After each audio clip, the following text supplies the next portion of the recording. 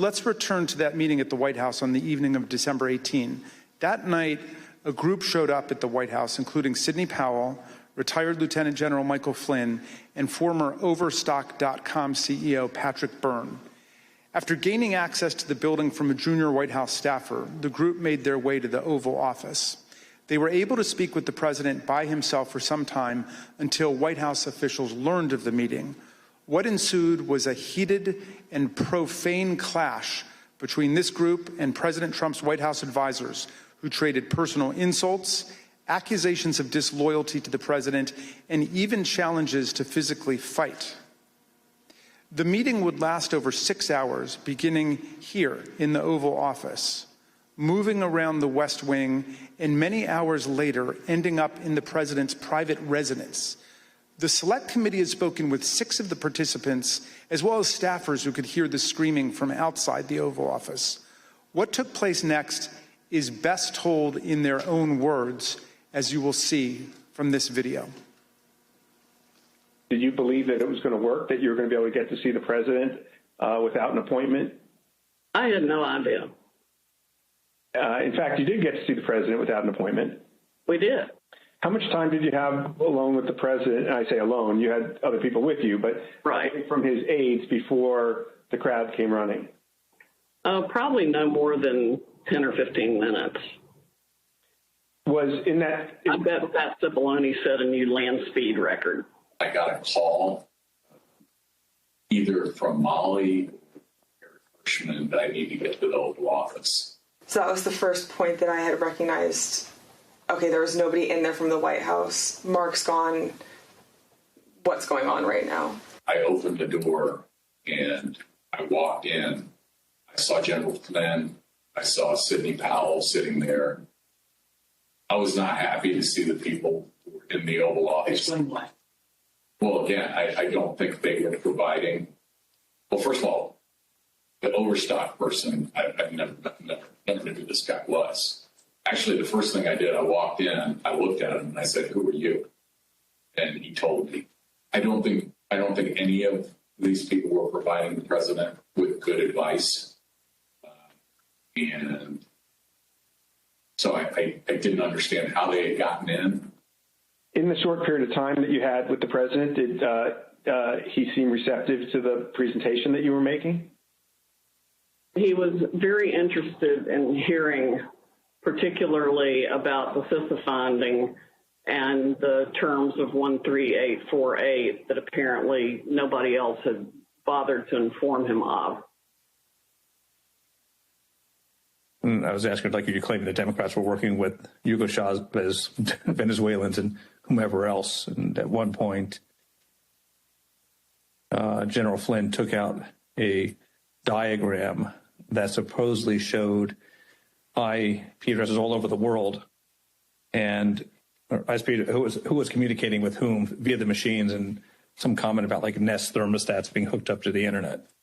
So it's been reported that during this meeting, Ms. Powell talked about Dominion voting machines and made various election fraud claims that involve foreign countries such as Venezuela, Iran, and China. Is that accurate? Sure.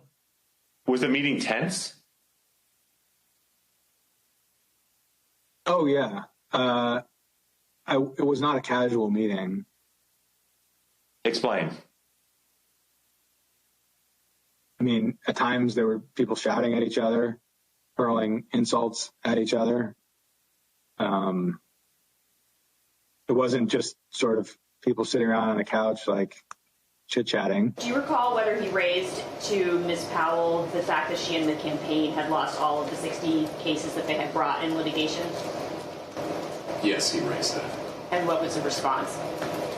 I don't remember what she said. I don't think it was a good response. Cipollone and Hirschman and whoever the other guy was showed nothing but contempt and disdain of the president. Yeah, I remember the three of them were really sort of forcefully attacking me verbally. Derek, and we were pushing back, and we were asking one simple question as a general matter. Where is the evidence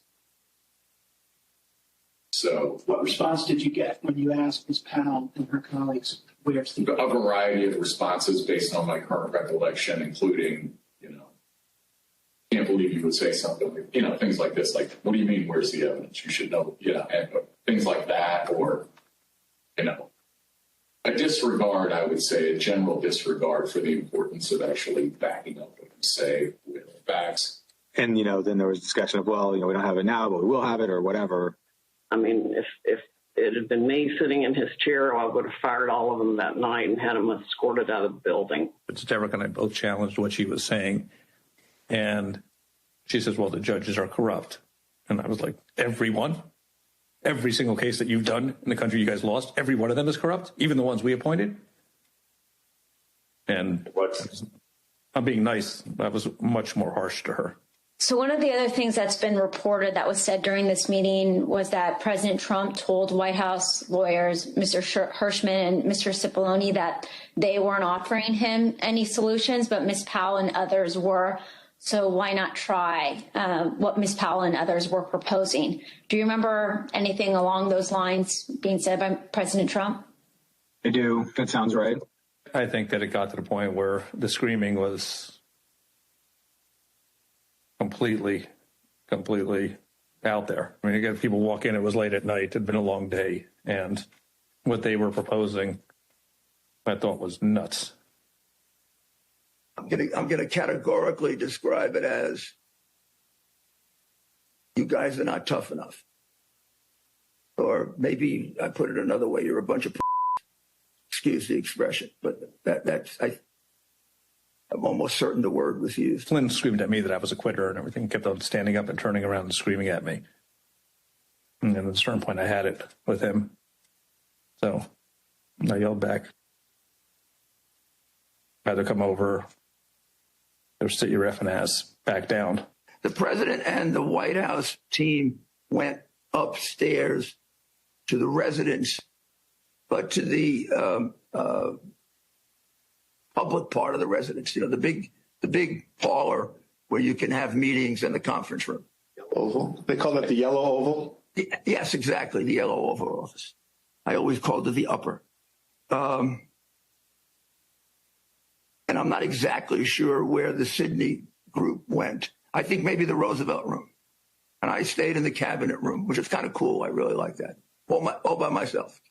At the end of the day, we landed where we started the meeting, at least from a structural standpoint, which was Sidney Powell was fighting, Mike Flynn was fighting. They were looking for avenues that would result in President Trump remaining President Trump for a second term. The meeting finally ended after midnight. Here are text messages sent by Cassidy Hutchinson during and after the meeting. As you can see, Ms. Hutchinson reported that the meeting in the West Wing was unhinged. The meeting finally broke up after midnight during the early morning of December 19. Cassidy Hutchinson captured the moment of Mark Meadows escorting Rudy Giuliani off the White House grounds to, quote, make sure he didn't wander back into the mansion.